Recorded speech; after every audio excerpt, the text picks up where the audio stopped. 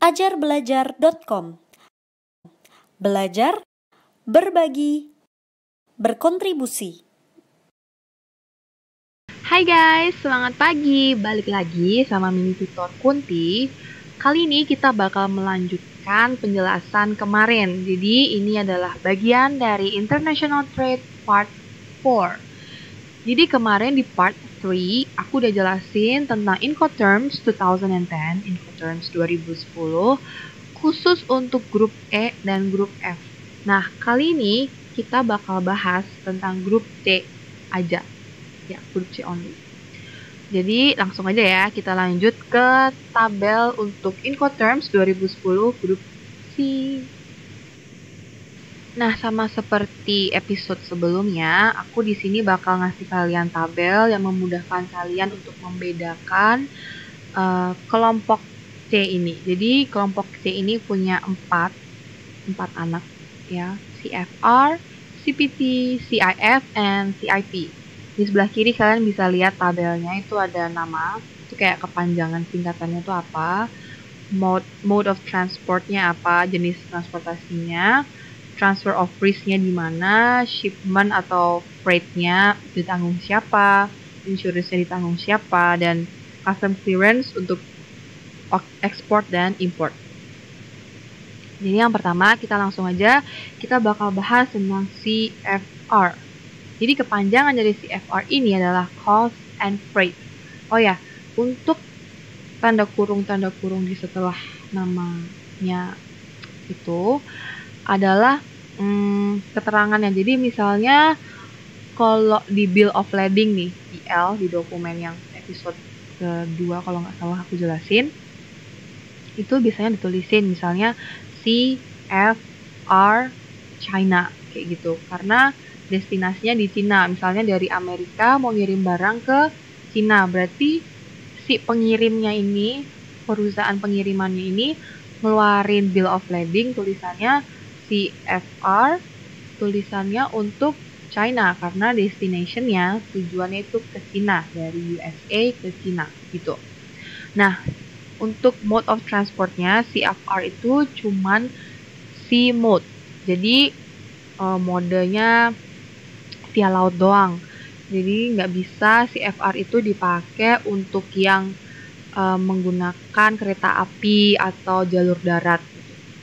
Nah, transfer of risk-nya, aduh maaf ada typo, itu on board of the ship. Jadi ketika barang udah sampai di atas kapal, baru resikonya itu pindah dari pembeli ke dari penjual ke pembeli, sorry.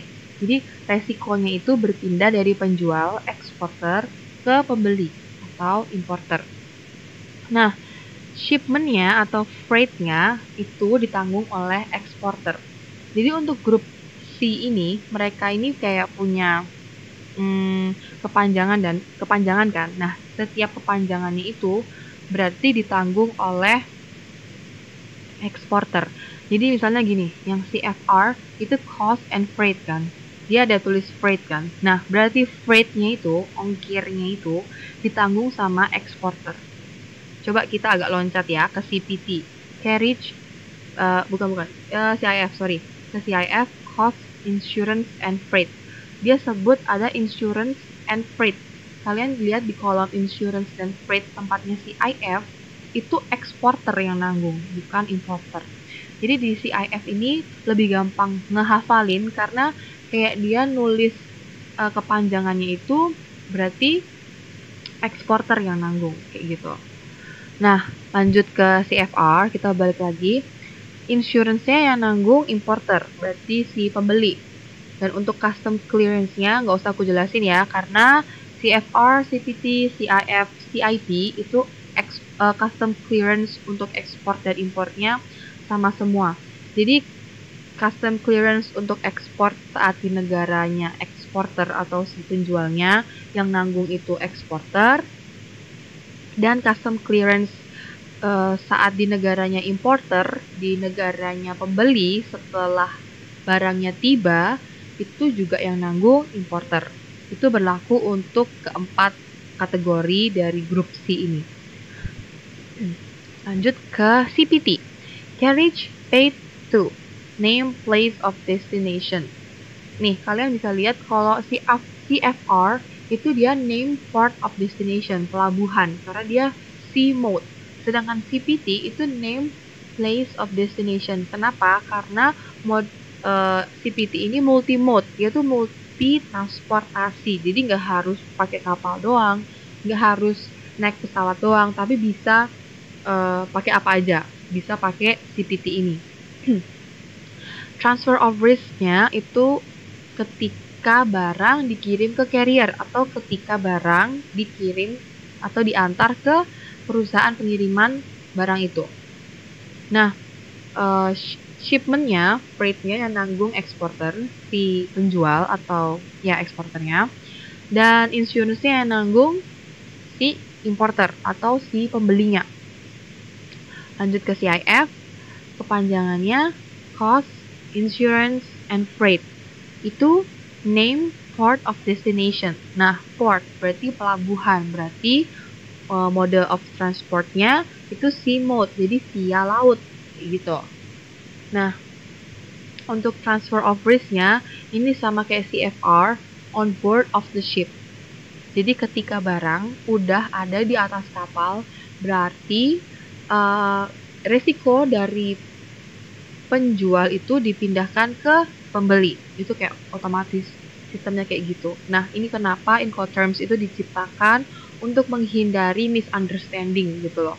Jadi ini tuh biar lebih jelas buat kedua belah pihak antara eksporter si penjual dan importer si pembeli, serta ada perusahaan di tengah-tengah nih yang nganterin barangnya itu perusahaan pengiriman barang. Nah, jadi sampai mana kita? Sampai CIF. Nah, kan tadi aku udah jelasin insurance dan freight, dia sebutkan CIF, cost, insurance, and freight. It means that berarti bahwa shipment dan insurance-nya yang nanggung tuh eksporter. Jadi CIF ini berarti resiko paling besarnya itu yang nanggung ya eksporter gitu. Maksudku eksporternya yang nanggung resiko paling besar gitu, karena shipmentnya yang nanggung eksporter, insurance-nya yang nanggung eksporter gitu. Cuman tetap custom clearance-nya yang nanggung importer ketika ketika barang sampai di negaranya importer. Lanjut ke CIP, carriage and insurance paid to. Name place of destination. Nih, namanya place of destination, bukan port of destination. Meaning that CIP using the mode of transport. Jadi CIP itu pakai mode multi transportasi. Nah, ini sama kayak CPT, transfer of risk-nya itu berpindah ketika barang udah nyampe di perusahaan pengiriman barang, ketika eksporter ini ngirim barang ke perusahaan pengiriman barangnya itu. Nah, ini untuk shipment dan insurance-nya itu sama kayak CIF, karena yang nanggung sama-sama eksporter. Bedanya CIF sama CIP cuma di mode of transportation-nya. Gitu. Jadi, itu tadi penjelasan tentang Incoterms 2010 grup. Oke, semoga teman-teman yang mendengarkan aku tidak semakin bingung, karena aku sudah berusaha sebisa mungkin menyederhanakan ini dengan tabel. Jadi semoga teman-teman bisa semakin ngerti dan berguna buat mata kuliah atau pelajarannya di kampus atau di sekolah, atau sekedar buat trivia aja buat pengetahuan umum. Oke, bye-bye. This is Mini Tutor Kunti, signing out. Jangan lupa ya untuk like, subscribe, dan yang paling penting isi feedback konstruktif untuk Mini Tutor.